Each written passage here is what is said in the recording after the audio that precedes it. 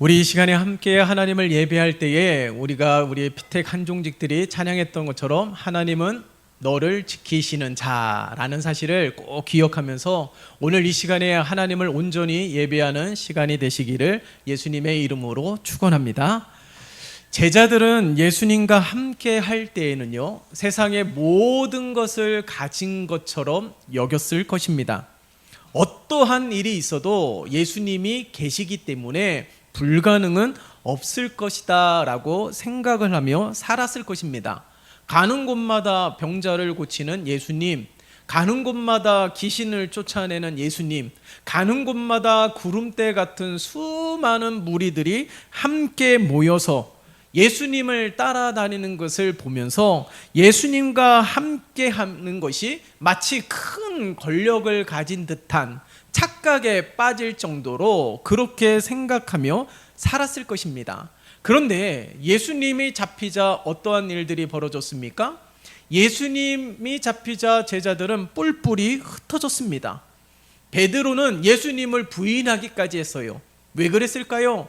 예수님처럼 잡힐까봐 두려웠기 때문에, 예수님처럼 고난을 당할까봐 두려웠기 때문에 예수님이 잡히자 뿔뿔이 떠나며 그렇게 지냈던 것입니다. 더구나 보세요. 예수님이 함께 하지 않았던 그 순간, 잠깐 예수님이 변화산에 올라가서 기도하실 때에 그 산 밑에서는 귀신 들린 아이를 고치지 못하였던 제자들의 모습이 성경 속에 우리에게 증거되고 있습니다. 예수님이 그 잠깐도 함께 하지 않았을 때에 귀신을 쫓아내지 못하고 문제가 있는 일을 고치지 못했던 이 제자들의 모습을 보면서 예수님이 없을 때에는 보잘것없는 연약한 존재에 불과하다라는 사실을 알 수가 있는 것이죠. 그런데 보세요. 예수님이 이제 십자가에서 죽으셨습니다. 제자들은 망연자실했을 거예요. 그러나 3일 이후에 예수님은 부활하셔서 제자들을 만나 주셨습니다. 얼마나 기뻤을까요? 얼마나 놀라웠을까요? 예수님이 함께 하신다라는 것, 잠깐, 아니 예수님이 죽었기 때문에 이제는 더 이상 예수님과 함께 할 수 없다라는 낙심과 절망 속에서 예수님을 만났을 때의 그 놀라움은 상상할 수 없을 것입니다. 그러나 그 기쁨도 그 감동도 잠시예요. 예수님은 40일 동안 제자들과 함께 지내고 하늘로 승천하셨습니다. 이제는 예수님의 음성을 듣고자 하여도 들을 수도 없고, 이제는 예수님의 가르침을 받고자 하여도 가르침을 받을 수도 없고, 이제는 문제가 있어서 예수님 앞에 달려가도 달려갈 수가 없다라는 것이에요. 더 이상 예수님을 볼 수가 없는 것이죠. 상상할 수 없는 일들이 펼쳐지게 된 것입니다. 얼마나 두려웠을까요? 예수님이 죽었을 때도 낙심했는데 이제는 부활하신 그 주님이 하늘로 승천하셔서 이제는 더 이상 만나볼 수도 없고 가르침을 받을 수도 없다라는 생각에 두렵고 떨리고 공포에 휩싸였을 것입니다. 그러나 주님이 하늘로 승천하시기 전에 제자들에게 약속해 주셨어요. 또 다른 보혜사를 너희에게 주사 영원토록 함께 있게 하리라 라고 말씀하셨습니다. 예수님은 제자들과 잠깐 있었지만은 이젠 주님이 약속하신 보혜사 성령을 보내주시는데 그 보혜사 성령은 너희와 영원토록 함께 있게 하시겠다라고 약속하셨다라는 거예요. 여러분, 이 보혜사란 말은 두 가지의 단어가 합성된 말입니다. 곁에, 나란히, 옆에 라는 뜻을 가진 파라와, 그리고 부름받은 자라는 뜻을 가진 클레토스, 이 파라와 클레토스 이 두 단어가 합성하여서 보혜사라는 거예요. 이 말을 풀이하자면 옆에 있으면서 도와주는 자라는 뜻이죠. 예수님은 하늘로 승천하셔서 이제 더 이상 제자들을 도울 수도 없어요. 문제가 있을 때 그것을 해결해 줄 수도 없습니다. 그러나 함께 할 수 없지만 앞으로 예수님께서 영원토록 옆에 있으면서 도와주실 수 있는 분 성령님을 보내주시겠다라고 약속하셨다라는 거예요. 그래서 사도행전 1장 4절과 5절의 말씀을 보세요. 사도행전 1장 4절과 5절의 말씀 다 함께 읽어볼까요? 시작. 사도와 함께 모이사 그들에게 분부하여 이르시되 예루살렘을 떠나지 말고 내게서 들은 바 아버지께서 약속하신 것을 기다리라. 요한은 물로 세례를 베풀었으나 너희는 몇 날이 못되어 성령으로 세례를 받으리라 하셨느니라. 아멘.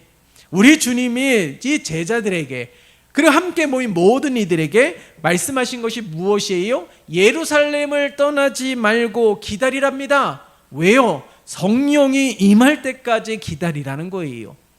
뿐만 아니라 누가복음 24장 48절과 49절의 말씀을 볼까요? 누가복음 함께 볼까요? 누가복음 24장 48절에서 49절. 자, 48절에서 49절 신약성경 141면 다 함께 읽겠습니다. 시작. 너희는 이 모든 일의 증인이라. 볼지어다 내가 내 아버지께서 약속하신 것을 너희에게 보내리니 너희는 위로부터 능력으로 입혀질 때까지 이 성에 머물라 하시니라. 아멘. 다시 정리해 볼까요? 함께 읽었던 사도행전 1장 4, 5절과 또 함께 읽었던 누가복음 24장 48절과 49절에 주님께서 약속하신 것이 무엇입니까? 성을 떠나지 말래요. 약속하신 성령을 보내주시겠다고 합니다. 그 약속하신 성령은 무엇입니까? 위로부터 능력으로 입혀주신다라는 거예요. 그 성령을 기다리라는 겁니다. 위로부터 능력이 입혀질 때까지 그 성을 떠나지 말고 기다리라는 거예요. 다시 말해서 성령님을 기다리라는 것이죠. 주님의 약속의 말씀을 믿고 함께 모여서 예루살렘을 떠나지 않고 함께 모여서 이 제자들은 무엇을 하였습니까? 기도하였다라는 거예요. 그리고 오늘 본문 바로 약속하신 대로 그 모인 곳에서 약속하신 대로 성령님이 임하신 것을 오늘 이 본문 속에서 그대로 증거하고 있습니다. 우리 주님이 약속하신 성령을 받았다라는 거예요. 오늘 본문의 말씀을 보면 약속하신 대로 성령을 받았음을 아주 분명하게 증거하고 있지 않습니까? 마치 기자가 카메라로 찍어서 정말 주님이 약속하신 대로 펼쳐지는지, 그리고 그 하늘로부터 능력이 입혀진 제자들은 어떤 모습을 보이는지 마치 기자가 카메라를 들고 지켜보는 것처럼 오늘 2장 1절과 4절의 말씀을 보면 약속하신 대로 성령의 임함을 경험한 제자들의 모습이 성경에 분명하게 기록되고 있다는 것입니다. 아주 분명하게 증거하고 있어요. 약속하신 대로 성령이 임했다는 것. 그런데요, 요한복음 14장 17절의 말씀을 보면 두 부류의 사람으로 나눌 수가 있습니다. 요한복음 14장 17절에 보면은 이렇게 기록이 되어 있어요. 세상은 성령을 받지 못한다라고 기록하고 있습니다. 성령을 보지도 못하고 알지도 못한다라고 증거하고 있는 것이죠. 자, 그렇더라면은 이 두 가지로 나눌 수 있지 않을까요? 두 부류의 사람으로 나눌 수 있다는 거예요. 오늘 본문처럼 성령을 본 자들, 성령의 임함을 경험한 자들이 있는가 하면은 요한복음 14장의 말처럼 성령이 누구인지도 알지 못하는 자들이 있고 성령을 경험하지 못한 자들이 있다라는 사실을 알 수가 있는 것입니다. 언제나 늘 함께 하셔서 날마다 우리를 가르쳐 주시고 힘 주시고 날마다 성령을 경험하는 자들이 있는가 하면은 몸이 건조하게 성령이 누군지도 알지 못하면서 그것을 경험하지 못한 자들이 있다라는 거예요. 성령의 충만함, 이 성령을 알지 못한다라면 우리가 예배해야 되는 이유도 알 수도 없고 예배하며 은혜를 받지도 못하고 하늘의 기쁨을 누리지도 못하는 것입니다. 물론 어려움을 겪을 때마다 이겨낼 수도 없다라는 거예요. 그렇다면 오늘 함께 예배를 드리는 여러분들은 어떻습니까? 성령을 경험한 자입니까? 성령을 알지도 못한 자입니까? 나는 어느 부류에 속해 있는지를 냉정하게 물어야 되는 것입니다. 예수님이 없으면 제자들은 그저 그런 자들이었어요. 그러나 우리가 함께 읽었던 사도행전, 아주 일부만 읽었지만은 여러분, 이 사도행전을 계속해서 읽어나가 보면 이 놀라운 부흥의 역사가 펼쳐지는 것을 볼 수가 있습니다. 마치 예수님만 할 수 있었던 것처럼 귀신을 쫓아내고 예수님만 할 수 있었던 것처럼 병자를 고치는 일들, 그 일들을 이제는 예수님이 하늘로 승천하셨음에도 불구하고 제자들이 동일하게 행하고 있다는 사실을 사도행전에서는 명확하게 우리들에게 증거하고 있다는 사실이에요. 아무것도 아닌 오합지졸인 제자들이 어떻게 이런 놀라운 일을 펼칠 수 있는지, 그 이유가 무엇일까요? 바로 사도행전 초반에서 증거하고 있는 것처럼 성령을 받았기 때문에라는 것입니다. 성령을 받았기 때문에 예수님처럼, 성령을 받았기 때문에 예수님보다 더 큰 일들을 행할 수가 있다라는 것이에요. 그러니까 성령을 받았던 때와 받지 못했던 때를 아주 이 사도행전을 통하여서 분명하게 증거하고 있지 않았습니까? 성령을 받지 못했을 때는 오합지졸이었어요. 성령을 받지 못했을 때는 그저 그런 자들이었습니다. 근데 성령을 받은 이후에는 하늘과 땅의 권세를 받은 능력 있는 자가 되었다라는 사실을 증거하고 있는 것이죠. 그렇다면 우리도 마찬가지로 성령을 받아야 될 줄 믿습니다. 성령의 충만함을 입어야 될 줄 믿습니다. 오늘 이 시간에 우리 모두가 고개를 드시고 하나님의 말씀에 귀를 기울여서 약속하신 대로 성령을 입은, 성령의 충만함을 받은 제자들과 같이 놀라운 하나님의 은혜가 임하는 이 시간이 되시기를 예수님의 이름으로 축원합니다. 우리도 제자와 크게 다를 바가 없잖아요. 그저 그런 자일 수 있습니다. 그렇지만은 성령을 받으면, 성령의 충만함을 입으면 우리도 큰 능력을 행한 제자들처럼 귀하게, 크게, 강하게, 부하게 쓰임받을 수 있다라는 사실입니다. 이게 어떻게 가능할까요? 바로 우리와 늘 함께 우리 곁에서 도와주시는 성령님이 계시기 때문인 줄 믿습니다.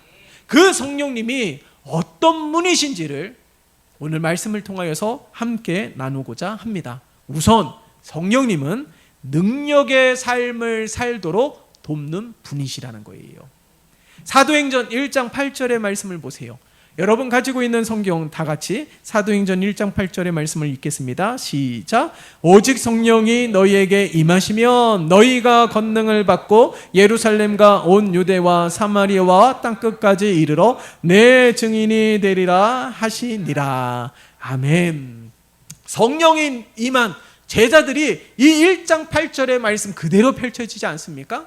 가는 곳마다 귀신이 떠나가고 가는 곳마다 병이 고쳐지며 가는 곳마다 수많은 영혼을 건지는 일들을 통하여서 진정한 증인된 삶을 살고 있다는 사실이에요.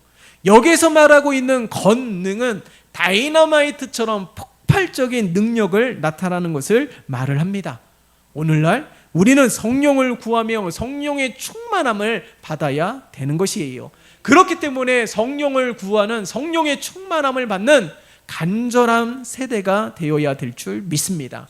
그런데요, 우리가 이번 금요 예배 때도 함께 말씀을 나누었지만은 우리는 은혜의 홍수 시대 속에서 살아가고 있잖아요.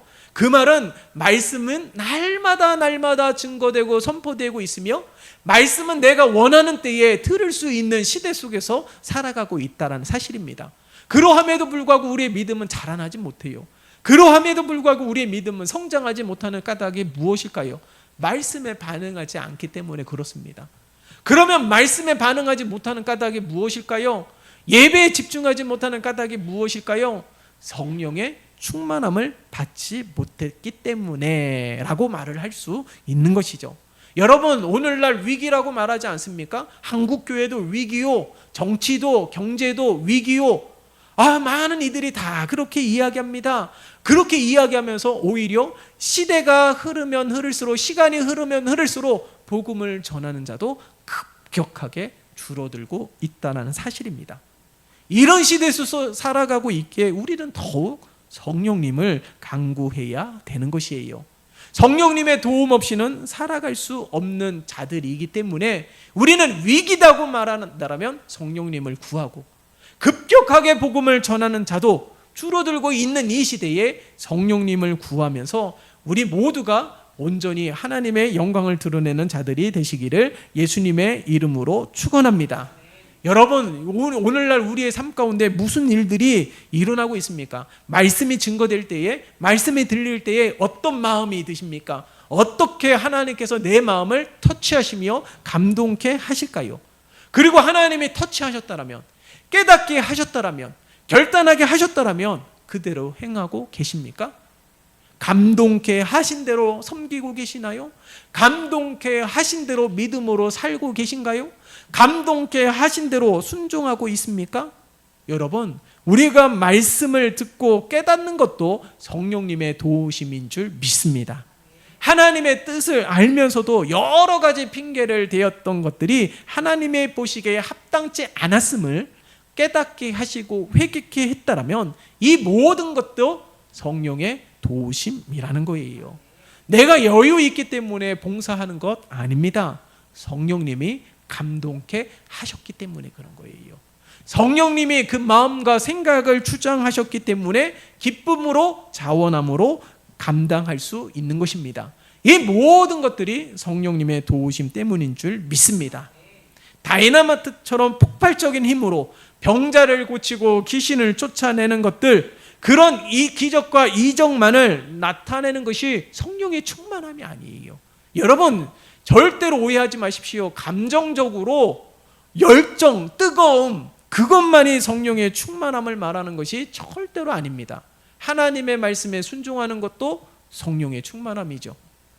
예배를 기억하면서 나와서 하나님을 경외하는 것도 성령의 충만함이죠. 섬기고 봉사하는 것도 성령의 충만함입니다. 그렇기 때문에 우리 모두가 이 성령의 충만함을 받아서 폭발적인 능력이 나타나는 삶이 되어야 될 줄 믿습니다. 그렇기 때문에 우리는 늘 성령님을 인정해야 되는 거예요. 그래서 겸손하게 하나님 앞에 서고 감동케 하신 대로 순종하면서 행하는 자들이 되시기를 예수님의 이름으로 축원합니다. 두 번째로는 성령님은 우리와 함께 하신다라는 겁니다. 첫 번째로는 능력의 삶을 살 수 있도록 돕는 분이 성령님이라면, 두 번째로는 성령님은 우리와 함께 하신다라는 거예요. 성령님이 능력을 주시는 것보다 어쩌면 지금이 더 중요한 거예요. 우리와 함께 하시는 것, 이게 더 중요한 것이죠. 우리 주님이 밤이 새도록 제자들을 선택하기 전에, 부르시기 전에 밤이 새도록 기도하시고 제자들을 부르신 목적이 마가복음 3장 14절과 15절의 말씀을 보면 기록되어 있는데, 그 목적이 무엇이냐면 주님과 함께 있게 하기 위해서라는 거예요. 그리고 보내어 전도도 하게 하시기 위해서라는 것이죠. 그리고 귀신을 쫓는 권능도 가지게 하기 위해서 제자들을 부르셨다라는 거예요. 우리 앞서서 피택 항종직들이 특송으로 하나님 앞에 영광 올려드리지 않습니까? 하나님께서 피택 항종직들을 택하시고 부르신 까닭이 무엇일까요? 주님과 함께 하기 위해서. 우리들을 세상 가운데 내버려 두지 아니하시고 부르셔서 하나님을 예배케 하시고 말씀을 듣게 하신 까닭이 무엇일까요? 주님과 함께 하게 할 수 있도록 하기 위해서라는 것입니다. 그렇기 때문에 우리 주님께서 우리를 택하시고 부르신 거예요. 그러니까 성령님이 하시는 일들 가운데 가장 중요한 것은 주님과 함께하는 삶인 줄 믿습니다.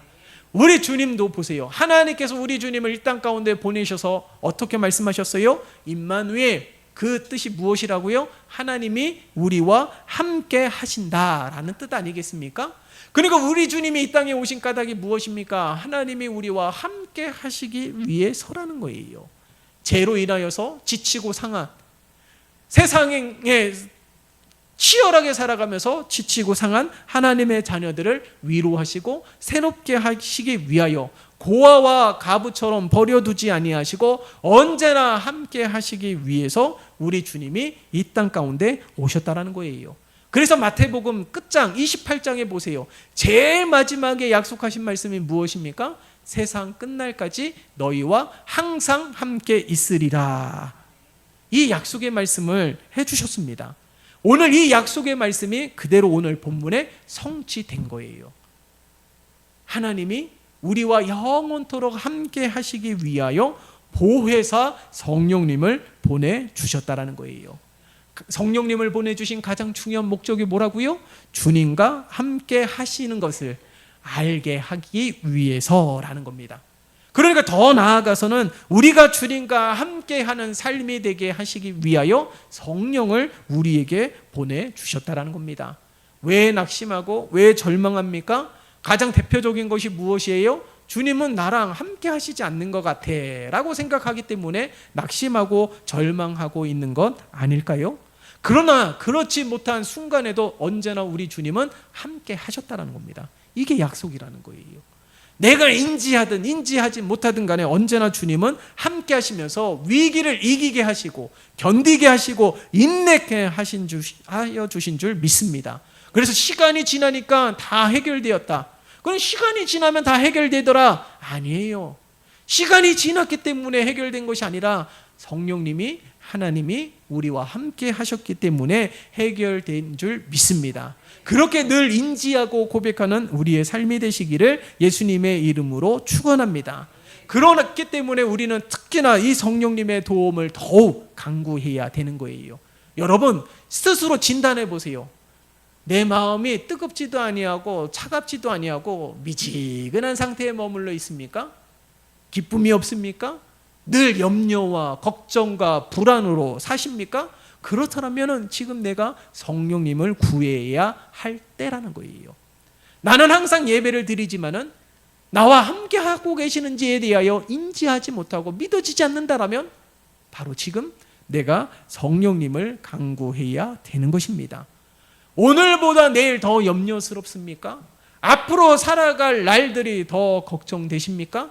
나의 진로와 나의 미래가 더 염려되십니까? 그렇다면 바로 지금 내가 성령님을 간구해야 될 때라는 사실이에요. 우리를 불쌍히 여겨주시기를, 언제나 우리와 함께 해주시기를, 우리를 위로해 주시기를, 우리의 진로와 우리의 미래를 책임져 주시기를 성령님께 간구하는 우리 모두가 되시기를 예수님의 이름으로 축원합니다. 요셉을 보세요. 요셉이 누명을 써서 감옥에 갇히지 않았습니까? 그 누명의 제목이 무엇입니까? 강간 미수범이에요. 요셉은요 하나님 앞에 범죄하지 않기 위하여 힘썼고요, 비록 노예로 팔려서 보디발 집에서 종으로 살았지만은 그의 성실함 때문에 이 주인이 그를 인정해 주었어요. 그래서 집안의 모든 것을 맡겼지만은 단 하나 그 아내만큼은 맡기지 않았습니다. 근데 그 아내가 요셉을 유혹해요. 그러나 가장 먼저 하나님 앞에 범죄할 수도 없거니와 두 번째로는 주인이 모든 것을 허락해 주었지만은 아내는 그렇지 않기 때문에 그 정직하게 행하기 위하여 그곳에서 벗어나지 않았습니까? 요셉은요 순전한 믿음을 가진 자입니다. 음탕한 사람이 아니에요. 욕심이 있는 사람이 아닙니다. 뭔가 부와 권력을 누리고 취하기 위하여 안간힘을 쓰는 자가 아니에요. 그러함에도 불구하고 강간 미수범으로 감옥에 갇혔을 때에 내가 그렇게 하지도 않았는데 억울한 누명을 썼을 때에 여러분들은 어떻습니까? 저도 견디기 힘든 게 억울한 일을 당했을 때에 이건 정말 견디기가 힘들어요. 아무리 제가 변명을 한다 할지라도, 아무리 호소를 한다 할지라도 믿지 않습니다. 왜? 믿지 않아요. 아니 보지도 못했으면서, 그 현장에 함께 있지도 않았으면서 자신의 생각만, 잘못된 생각만 고정관념으로 판단하고 비난하면서 그런 억울한 일을 당하는 일들이 저뿐이었습니까? 여러분들은 어떻습니까? 살아가면서 배신당해 본 적 없는 사람이 어디 있습니까? 살아가면서 실수 안 해본 적이 있습니까? 실패를 경험하지 않았던 사람이 있습니까? 누구나 다 크고 작은 어려움을 경험하게 돼요. 근데 요셉처럼 이 억울한 일을 당하고 감옥에 갇혔을 때에 저 같으면 화병이 났을 것 같은데도 불구하고 성경에 보면은 요셉은 화병도 나지 않고 우울증도 결리지 않고 그 화병 때문에 불면증에 걸리지도 아니하였고, 오히려 성경은 이렇게 증거하고 있어요. 창세기 39장 2절의 말씀을 보면 여호와께서 요셉과 함께 하심으로 그가 형통한 자가 되어, 오히려 이렇게 증거하고 있습니다. 형제들에게 버림을 받고 누명 때문에 감옥에 갇혀도 그는 언제나 하나님과 함께하는 자가 되고자 힘썼다는 거예요. 그 은혜로 형통케 되었다는 겁니다. 보디발 가정에서도 인정을 받았다는 거, 형통케 된 것이죠. 누명을 써서 감옥에 갇히게 되었지만은 그 꿈을 해석해 준 갈리로 인하여서 애굽의 왕 앞에 가서 그 꿈을 해석해 줌으로 말미암아 애굽의 총리가 되는 일들이 나타나지 않았습니까? 이 모든 게 성령님이 함께 하셨기 때문인 줄 믿습니다. 요셉뿐이었습니까? 바울도 그렇지 않습니까? 억울한 일, 예수의 복음을 전하다가 감옥에 갇히게 되었어요. 그러나 감옥에 갇혀서 바울도 보세요. 내가 거룩한 일에 했는데 왜 감옥에 갇힙니까? 라고 하면서 억울함을 호소하지 않았습니다. 오히려 그곳에서 찬양했어요. 오히려 그곳에서도 복음을 전했습니다. 그로 인해서 간수의 가정이 구원함을 받는 일들이 펼쳐지지 않았습니까? 그렇다면 우리들은 어떻습니까? 우리들도 똑같이 억울한 일을 당하기도 하잖아요. 좋은 관계를 맺고 있다가 하루아침에 원수가 되는 그런 게 비일비재하게 일어나고 있는 시대 속에 있습니다. 모두 다 어려움에 있습니다. 그렇기 때문에 우리들은 더욱더 성령님을 간구해야 된다는 거예요. 날마다 우리와 함께 하시기를, 성령님께 간구하시기를, 우리를 날마다 도와주시기를 성령님께 간구하는 우리 모두가 되시기를 예수님의 이름으로 축원합니다. 앞서서 말씀드린 대로 보혜사는 두 가지 단어로 합성된 단어라고 말씀드렸습니다. 옆에, 곁에, 늘, 그리고 부름을 받은 자, 이 두 단어가 합성된 단어가 보혜사예요. 그런데 이 보혜사라는 이 단어를 가지고 세 가지 영어 단어가 파생이 되었습니다. 하나는 헬퍼, 돕는 자라는 것이죠. 두 번째는 카운셀러, 상담자라는 거예요. 세 번째로는 컴플터, 위로자라는 것입니다. 그러니까 우리 안에 내주하고 계시는 성령님이 무엇을 하느냐? 우리를 돕는 자라는 거예요. 우리 안에 내주하고 계시는 성령님이 무슨 일을 하느냐? 우리의 상담자가 되어 주십니다. 억울한 일을 당했을 때, 내 마음에 답답할 때에, 내 마음이 편치 않았을 때에, 문제가 생겼을 때에 어떻게 해야 되는지를 우리의 상담자 되시는 성령님께 간구하면서 도움을 구해야 된다는 것이죠. 나의 위로가 필요할 때에, 진정한 삶의 위로가 필요할 때에 우리와 함께하고 계시는 성령님이 우리의 위로자가 되신다는 것입니다. 혼미케 하고 혼란케 하는 많은 것들이 얼마나 많이 있습니까? 그로 인해서 마음이 평안하지 않는 때를 살아가고 있는 이 시대에 우리의 상담자가 되시기도 하시고, 우리의 도움자가 되시기도 하시고, 우리의 위로자가 되시는 성령님을 간구하는 우리 모두가 되시기를 예수님의 이름으로 축원합니다. 오늘 이 사도행전에서 나오는 제자들만이 펼쳐지는 기적과 이적이 아니라, 제자들에게만 나타나는 하나님의 특별한 은혜가 아니라 사도행전에서 기록이 되어서 오늘날 우리의 손에 들려지게 하시고, 오늘날 우리에게 증거되게 하시고, 오늘날 이러한 놀라운 역사를 보게 하시고 듣게 하신 까닭이 무엇일까요? 우리가 바로 이러한 주인공이 되어야 됨을 증거하고 있는 것이에요. 이러한 일들이 가능할 수 있었던 까닭이 무엇이라고요? 성령님이 계셨기 때문에, 성령님이 계시기 때문에, 제자들과 함께 하기 때문에 라는 거예요. 그렇다면 오늘날 우리 모두에게도 성령님이 우리와 함께하고 계시기 때문에 나의 진로도, 나의 취업도, 결혼도, 미래도, 행하고 있는 일들도, 염려하는 일들도, 문제도 모두 성령님께 의탁하면서 날마다 도와주시고 불쌍히 여겨주시고 위로해 주시기를 날마다 간구해서 성령의 충만함을 입어서 능력 있는 삶을 살아가는, 그리고 수많은 문제들 가운데 날마다 승리하는 우리 모두가 되시기를 예수님의 이름으로 축원합니다. 살아계신 하나님 아버지, 오늘 함께 예배를 드린 온 성도들, 성령님 우리에게 약속하신 대로 성령을 보내주신 대로 우리 모든 성도들에게 성령의 충만함이 임하게 도와주시옵소서.